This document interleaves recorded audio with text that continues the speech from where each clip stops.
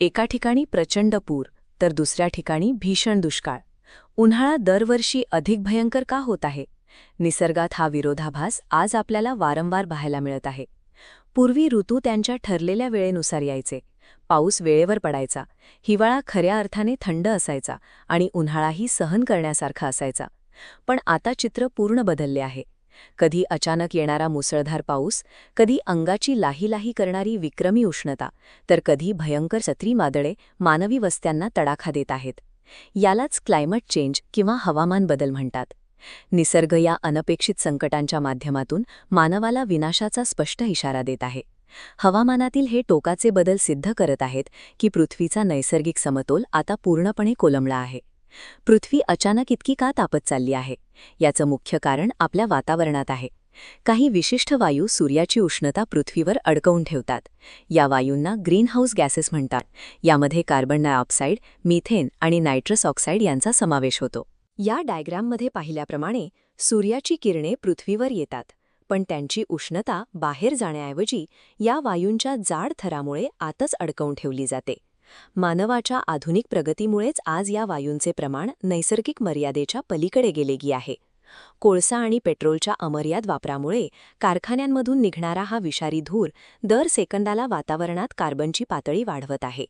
वाहनांचा हा दाट धूर शहरांमधल्या प्रदूषणात भर टाकून वातावरणाचा हा थर अधिकच गरम करत आहे.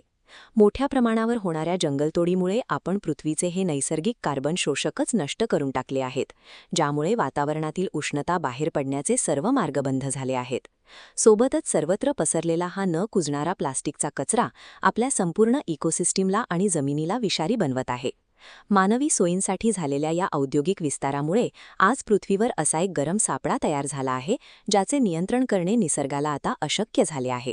आज आपण एका जीवघेण्या वास्तवात जगत आहोत. अनेक शहरांमध्ये तापमान आता चक्क 45 ते 50 सेल्सिअसपर्यंत पोहोचत आहे, ज्यामुळे उष्णतेच्या लाटा प्राणघातक ठरत आहेत.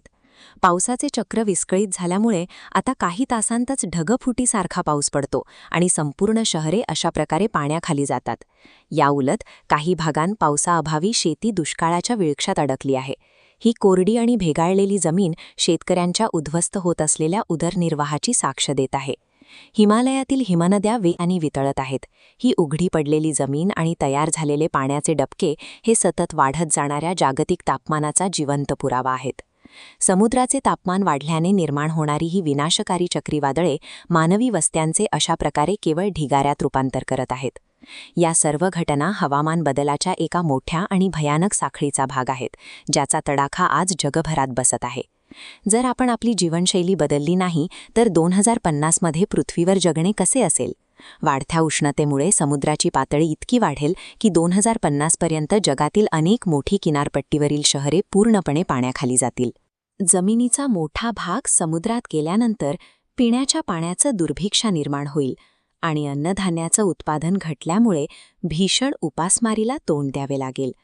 वैज्ञानिक मॉडेल्सनुसार 2050 ही एक अशी कालमर्यादा आहे जिथे पृथ्वी मानवी अस्तित्वासाठी अत्यंत असुरक्षित आणि राहण्यायोग्य उरणार नाही.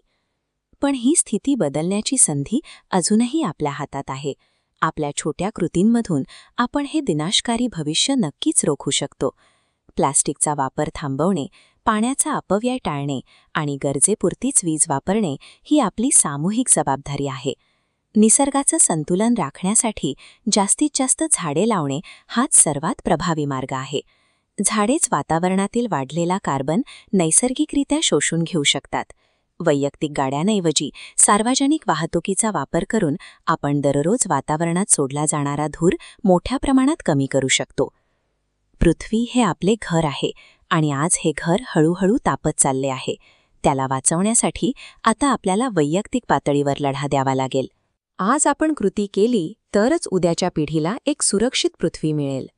हा व्हिडिओ तुम्हाला माहितीपूर्ण वाटला असेल तर लाईक करा, चॅनल सबस्क्राईब करा आणि जास्तीत जास्त लोकांपर्यंत हा संदेश शेअर करून त्यांना